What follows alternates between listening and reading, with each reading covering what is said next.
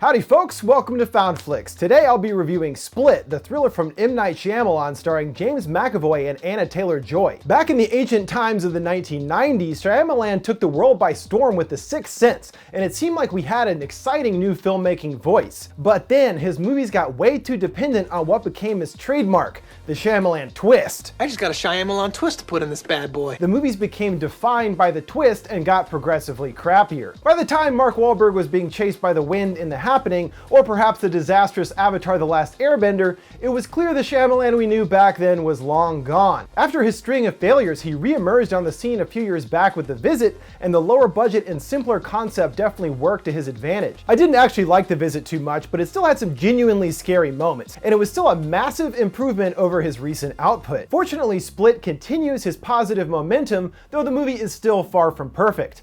And I won't be giving out any major spoilers this time, so if you want to find out what happens in the end in detail, I'll have an ending explained up this Thursday that will tell you everything you need to know to figure out what happens at the end. Alright, the main reason that this movie is a must-watch is because of James McAvoy. He's simply amazing to watch as he embodies multiple personalities with ease and creates distinct characters for each of them. It's impressive as heck, and whenever McAvoy is on screen, you can't help but be mesmerized by the intricacies he gives each personality. I can only imagine how much fun a character like this would be for an actor to tackle, and McAvoy nails it in the movie. Now you might think based on the trailers that the movie takes place entirely in that bunker with the three girls trying to escape, sort of like an intense one-location style fight for survival. Well, that's not really the case. That is an important element to the movie, but there's a whole huge side of the plot that isn't even glimpsed in the trailer.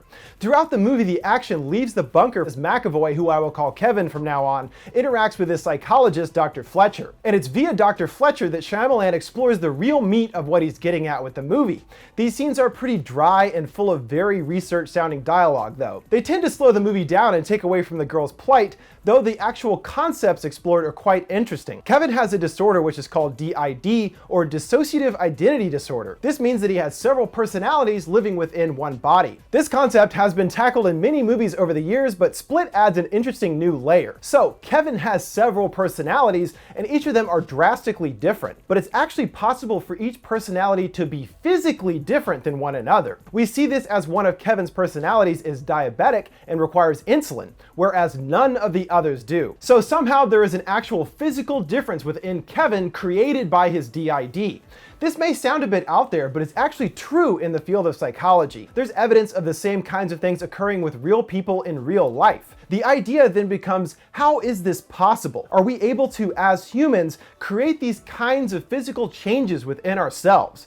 That is the actual idea at the core of the movie. Dr. Fletcher believes this to be true thanks to Kevin, but at this point the psych community doesn't believe her. To me, there's a reason that this isn't seen in the trailer at all. The selling point is more about Kevin taking the girls rather than psychological concepts. So I have to say that side of the story with the girls just feels a bit weaker because it's not given as much development as it possibly should be. They are taken prisoner by Kevin at the beginning, which is of course pretty intense, but it becomes clear early in the movie that he doesn't intend to kill them, though he does have other plans for them revealed later. So this kind of deflates the tension of these scenes as a result. It's more about each of the personalities interacting with the girls and seeing those drastically different sides of Kevin rather than being about the girl's situation. And by the time the child personality Hedwig is introduced, it almost becomes too goofy, kind of like a wacky sitcom starring Kevin as every member of a family. And now back to Just the 23 of Us, starring Dennis, Patricia, Hedwig, with Casey and some other girls, and featuring Cloris Leachman as Dr. Fletcher. It also isn't helped that the girls aren't given much to work with either.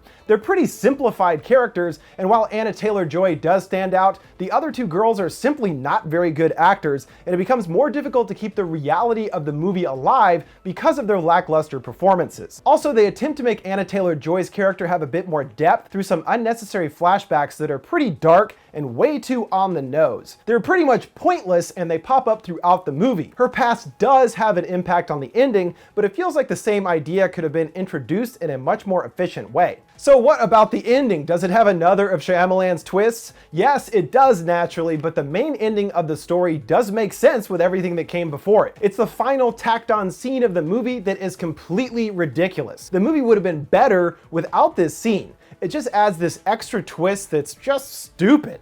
It's like Shyamalan couldn't help himself or something. Okay, so the movie's over, but there's gotta be one more twisteroni. That's what the people love, right? I don't know, I guess, dude. Just try to rein yourself in a bit more next time, instead of adding a cheap gag at the end that doesn't make any logical sense in the entire story we've been watching the whole time. Sound good?